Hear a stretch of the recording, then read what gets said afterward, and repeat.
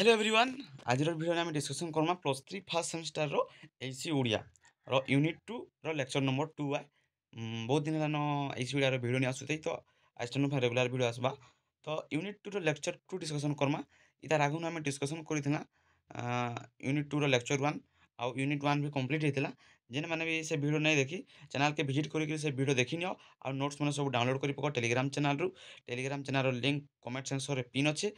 तो आज भिडियो आम डिस्कसन करमा सेकेंड यूनिट जेनटा कि वाक्य गठन रीति और प्रकार भेदर लेक्चर 2 जेनटा कि डिस्कसन करमा आम वाक्यर प्रकार भेद रूपसूचक वाक्य इनक्लूडेड जेनटा कि अच्छे आमर सरल वाक्य जटिल वाक्य यौगिक वाक्य और मिश्र वाक्य गोटे लंग क्वेश्चन भी आसीपे 5 मार्किया भी आसीपे ये सब टॉपिक माने तो ये टॉपिक की आम बहुत briefly and easily discussion Karma.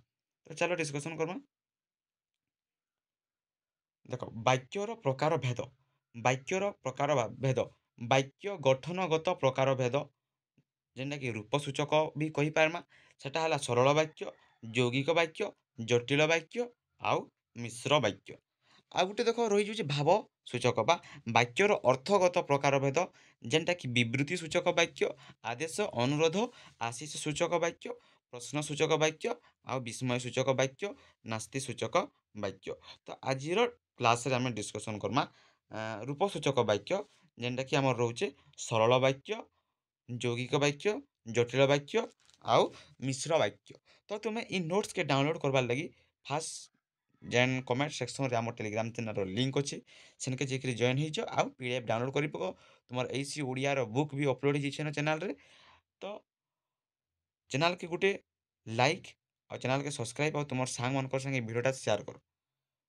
तो देखना आम सरल वाक्य क्या कहुँ तुम क्लास 9 10 रु पढ़ी पढ़ी जाऊँ सरल वाक्य क्या कहुँ देख यहाँ क्वेश्चन भी आसी प्राय टाइम आसी क्वेश्चन सेमेस्टर एग्जाम रख सरल वाक्य क्या कहुए सरल वाक्य क्या कहुए ना गोटे मात्र समापिका क्रिया थिबा वाक्य को सरल वाक्य कहुए गोटे मात्र समापिका क्रिया थिबा वाक्य को सरल वाक्य कहुए जेमिति कि सबिता सेठाकू गला चपल चपला पाठ पढ़ुअछि हाथीटी बणरे बुलुछि माँ रोसई करुछंती बुझिला गोटे मात्र समापिका क्रिया थिबा समापिका क्रिया ताकू कहुछि सरल वाक्य। यही वाक्य गुड़िक देख सबिता चपला हाथी माँ हेउछंती कर्ता से माने कर्ता सबिता सेटाकू गला किए गला सबिता गला से हैला कर्ता चपला पाठ पढ़ुअछि पाठ किए पढ़ुअछि चपला से हैला कर्ता हाथीटी बणरे बुलुअछि बणरे किए बुलुछि हाथी से हैला कर्ता रोसई करुछंती किए रोसई करुछंती माँ माने किए करुछे माँ करुछे तो माँटा किए काण हबा माँटा हउछे कर्ता बुझिला जेन आम एग्जांपल देला सबिता सेठाकू गला चपला पाठ पढ़ुअछि हाथीटी बणरे बुलुछि माँ रोसई करुछंती एई वाक्य रे सबिता चपला हाथी आउ माँ हेउछंती कर्ता एवं गला पढ़ुअछि बुलुछि करुछंती सेटा माने होउछे क्रियापद बुझिला क्रिया से माने सेटाकू गला पढ़ुअछि बुलुछि से गोटे किछि काम करुअछि सेटा हला क्रियापद बुझिला।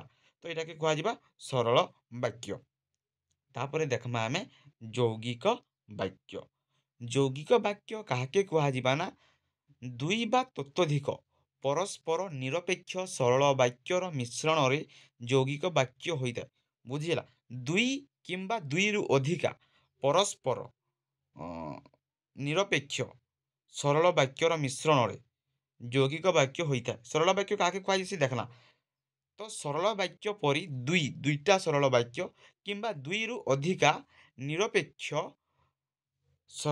मिश्रण रे यौगिक वाक्य होता है जेमिति कि राति पाहिला सकाळ हैला सरल वाक्य दुईटा जोड़ी हैला जेनटा कि देख राति पाहिला सकाळ हैला काऊ का का राब देला बुझिला आ गोटे एग्जांपल देख रोसई सरी नाही कुना खाइबो बोली कांदुछि हैला प्रथम वाक्य देख प्रथम वाक्य तीन गोटी आ द्वितीय दुई गोटी सरल वाक्यर मिलन घटी देख प्रथम वाक्य जेनटा कि रहा आम राति पाहिला इटा गोटे वाक्य इटा गोटे सरल वाक्य सकाळ हैला इटा गोटे सरल वाक्य କାଉ କା କା ରାବ ଦେଲା ଇଟା ଗୁଟେ ସରଳ ବାକ୍ୟ। 3ଟା ସରଳ ବାକ୍ୟ ମିଶିକିରି ଗୁଟେ ଯୌଗିକ ବାକ୍ୟ ହେଇଛେ। ଦେନ୍ ସେକେଣ୍ଡ ଏକ୍ଜାମ୍ପଲ୍ ଦେଖ, ରୋଷେଇ ସରି ନାହିଁ କୁନା ଖାଇବ ବୋଲି କାନ୍ଦୁଛି। ଇନେ 2ଟା ସରଳ ବାକ୍ୟ ମିଶ୍ରଣରେ ଗୁଟେ ଯୌଗିକ ବାକ୍ୟ ହେଇଛି, ଯେନ୍ଟାକି ରୋଷେଇ ସରି ନାହିଁ ଇଟା ଗୁଟେ ସରଳ ବାକ୍ୟ, ଆଉ ଗୁଟେ କୁନା ଖାଇବ ବୋଲି କାନ୍ଦୁଛି ଇଟା ଗୁଟେ ସରଳ ବାକ୍ୟ ମିଶ୍ରଣରେ ଗୁଟେ ଯୌଗିକ ବାକ୍ୟ ହେଇଛି। ତ ଦେଖ, ପ୍ରଥମ ବାକ୍ୟରେ 3 ଗୋଟି ଓ ଦ୍ୱିତୀୟରେ 2 ଗୋଟି ସରଳ ବାକ୍ୟର ମିଳନ ଘଟିଛି। ମାତ୍ର ପ୍ରତ୍ୟେକ ବାକ୍ୟ କେହି କାହାରି ଉପରେ ନିର୍ଭର କରୁନାହାନ୍ତି ବା କାହାର ଅର୍ଥ ପ୍ରକାଶରେ କୌଣସି ଅସୁବିଧା ମଧ୍ୟ ହେଉନାହିଁ। ତେଣୁ ଏସବୁ ହେଉଛି ଯୌଗିକ ବାକ୍ୟ। ଯୌଗିକ ବାକ୍ୟ କେତେବେଳେ କୁହାଯିବା ନା, ରାତି ପାହିଲା ସକାଳ ହେଲା କାଉ କା କା ରାବ ଦେଲା।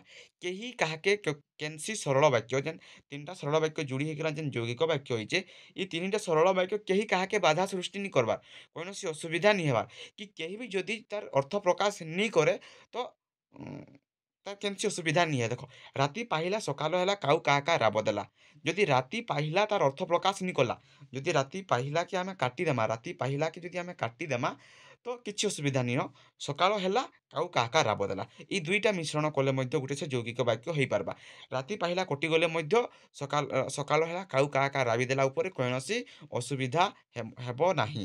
ତ ରାତି ପାହିଲା ସକାଳ ହେଲା କାଉ କା କା ରାବି ଦେଲା, କିମ୍ବା କାଉ କା କା ରାବ ଦେଲା ବି ଯଦି ତାର୍ ଅର୍ଥ ପ୍ରକାଶ ନି କରେ ତ ରାତି ପାହିଲା ସକାଳ ହେଲା ଇଏ ଗୁଟେ ସମ୍ପୂର୍ଣ୍ଣ ବାକ୍ୟକେ ନିର୍ଭର ମାନେ ସୂଚଉଛେ, ଗୁଟେ ସମ୍ପୂର୍ଣ୍ଣ କଥାଟାକେ ସେ ସୂଚଉଛେ।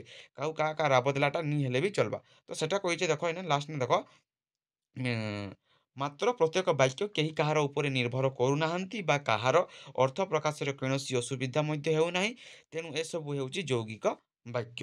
ଇଟା ହେଲା ଯୌଗିକ ବାକ୍ୟ। ସେମିତି ରୋଷେଇ ସରି ନାହିଁ କୁନା ଖାଇବ ବୋଲି କାନ୍ଦୁଛି। ଯଦି ରୋଷେଇ ସରି ନାହିଁ କୁନା ଖାଇବ ବୋଲି କାନ୍ଦୁଛି, ଇନେ 2ଟା ସରଳ ବାକ୍ୟ ଅଛେ। ତ ଇନୁ ଯଦି ଆମର ଗୁଟେ ବି ଯଦି ବାକ୍ୟ ଇଆଡ଼େ ହେଇଯିବା, ରୋଷେଇ ସରି ନାହିଁ ଯଦି ଅର୍ଥ ପ୍ରକାଶ ନି କଲା, ରୋଷେଇ ସରି ନାହିଁ ଯଦି ଆମେ କାଟିଦେଲା ତ କୁନା ଖାଇବ ବୋଲି କାନ୍ଦୁଛି। ଯଦି ଗୁଟେ ସରଳ ବାକ୍ୟରେ ତ ଯୌଗିକ ବାକ୍ୟ ନେଇ ହୁଏ, ତ ଯଦି ଇନୁ ଗୁଟେ କଟିଯିବା ରୋଷେଇ ସରି ନାହିଁରୁ, ତ କୁନା ଖାଇବ ବୋଲି କାନ୍ଦୁଛି। କୁନା କାଣା ଖାଇବି ବୋଲି କାନ୍ଦୁଛି, ରୋଷେଇ ହେଇନି କି ହେଇଛେ, ତ ଏଟା ଟିକେ ଗୁଟେ ସମ୍ପୂର୍ଣ୍ଣ ବାକ୍ୟକେ ନି ସୂଚାଏ। ତ 2ରୁ ତତୋଧିକ ଗୁଟେ ହିସାବେ ସୂଚାବା, ବଟ୍ କିଛି ଅଧୁରା ରହିଯିବା। ଦେନ୍ ଜଟିଳ ବାକ୍ୟ। ଜଟିଳ ବାକ୍ୟ କାହାକେ କୁହାଯିବା ନା, ଯେଉଁ ବାକ୍ୟରେ 2 ବା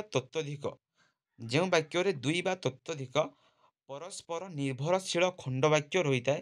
କୌଣସି ଏକ ପ୍ରଧାନ ବାକ୍ୟ ଥାଏ, ଅନ୍ୟଗୁଡ଼ିକୁ ଅପ୍ରଧାନ ଖଣ୍ଡବାକ୍ୟ ଥାନ୍ତି, ତାହାକୁ ଜଟିଳ ବାକ୍ୟ କୁହାଯାଏ। ବୁଝିଲା?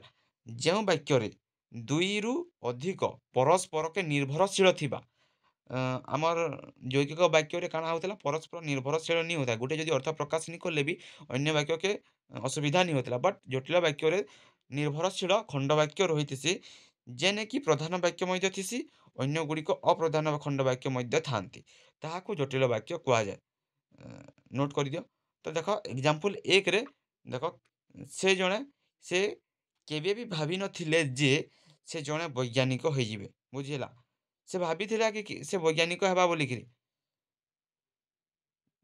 ଯାହାର ହୃଦୟ ସ୍ୱଚ୍ଛ ଓ ମନ ସରଳ, ଯାହାର ହୃଦୟ ସ୍ୱଚ୍ଛ ଓ ମନ ସରଳ, ତାକୁ ଭଗବାନ ସହାୟ ହୁଅନ୍ତି।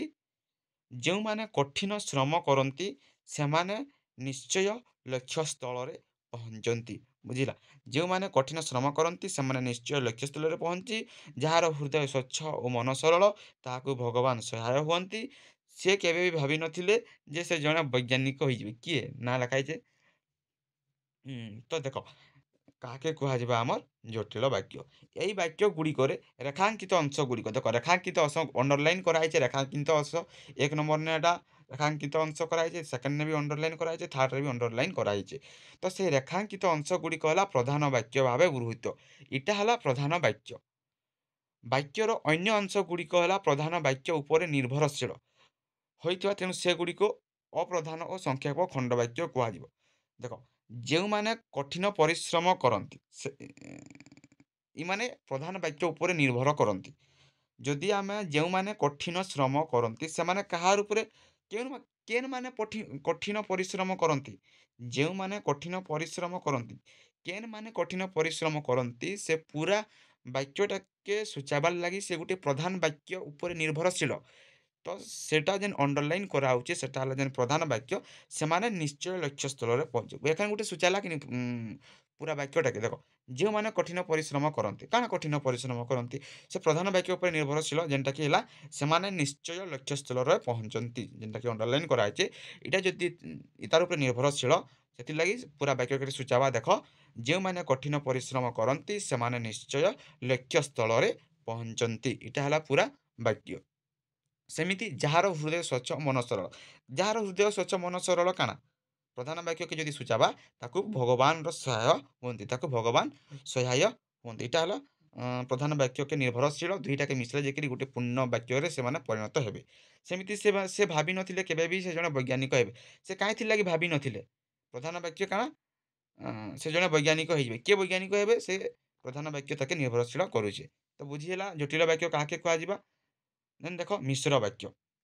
ମିଶ୍ର ବାକ୍ୟ କାହାକେ କୁହାଯିବା ନା, ଯେଉଁ ବାକ୍ୟରେ ସରଳ ଓ ଯୌଗିକ ଅଥବା ଜଟିଳ ଓ ସରଳ ବାକ୍ୟ ମିଶିଥାଏ ତାହାକୁ ମିଶ୍ର ବାକ୍ୟ କୁହାଯାଏ। ମିଶ୍ର ବାକ୍ୟ ମିଶିଥିବା ଅବଭିୟସଲି ଯେଉଁ ବାକ୍ୟରେ ସରଳ ଆଉ ଯୌଗିକ, ସରଳ ନାହିଁ ତ ଯୌଗିକ କିମ୍ବା ଜଟିଳ ଓ ସରଳ ବାକ୍ୟ ମିଶିଥାଏ ତାହାକୁ ମିଶ୍ର ବାକ୍ୟ କୁହାଯାଏ। ଯେମିତି ଧନୁଯାତ୍ରା ସମୟରେ ଯେଉଁମାନେ ଭୁବନେଶ୍ୱର ଆସିଥିଲେ ସେମାନେ କଂସ ମହାରାଜାଙ୍କୁ ଦର୍ଶନ କଲେ ଓ ମନ ଆନନ୍ଦରେ ଫେରିଲେ। ଏଇଟା ଗୋଟେ ଏକ୍ଜାମ୍ପଲ୍ ହେଇପାରବା। ଦେନ୍ ନେକ୍ସଟ ଆଉ ଗୋଟେ ଏକ୍ଜାମ୍ପଲ୍ ହେବା, ମୁଖ୍ୟମନ୍ତ୍ରୀକୁ ଦେଖିବା ପାଇଁ ଯେଉଁ ଗାଁ ଲୋକ ଆସିଥିଲେ ସେମାନେ ତାଙ୍କ ହେଲିକପ୍ଟର ଦେଖିଲେ ଓ ଖୁସିରେ ନିଜ ଗାଁକୁ ପଳେଇଲେ। ଏଇଟା ହେଲା ମିଶ୍ର ବାକ୍ୟର ଉଦାହରଣ। ତ ସମସ୍ତେ ବୁଝିପାରିଥିବ ସରଳ ବାକ୍ୟ, ଜଟିଳ ବାକ୍ୟ, ଯୌଗିକ, ମିଶ୍ର ବାକ୍ୟ କାଣା। ତ ନେକ୍ସଟ କ୍ଲାସ୍ରେ ଆମର ୟୁନିଟ୍ 2 ଶେଷ ହେବା। ନେକ୍ସଟ କ୍ଲାସ୍ରେ ଆମର ଭାବସୂଚକ ବାକ୍ୟ ଦେଖ୍ମା, ଯେନ୍ଟାକି ବିବୃତ୍ତି ସୂଚକ ଅଛେ, ଆଦେଶ ଅନୁରୋଧ ସୂଚକ ଅଛେ, ପ୍ରଶ୍ନ ସୂଚକ ଅଛେ। ତ ଆଉ ଗୋଟେ କ୍ଲାସ୍ରେ ତୁମର ୟୁନିଟ୍ 2 କମ୍ପ୍ଲିଟ୍ ହେବା। ତ ଆଉ ଗୋଟେ କ୍ଲାସ୍ରେ ଆମେ ଦେଖ୍ମା। ତ ନୋଟ୍ସ ଡାଉନଲୋଡ଼ କରିବା ଟେଲିଗ୍ରାମ ଚ୍ୟାନେଲ୍ରେ ଜଏନ୍ ହେଇକି ନୋଟ୍ସ ଡାଉନଲୋଡ଼ କରିବ।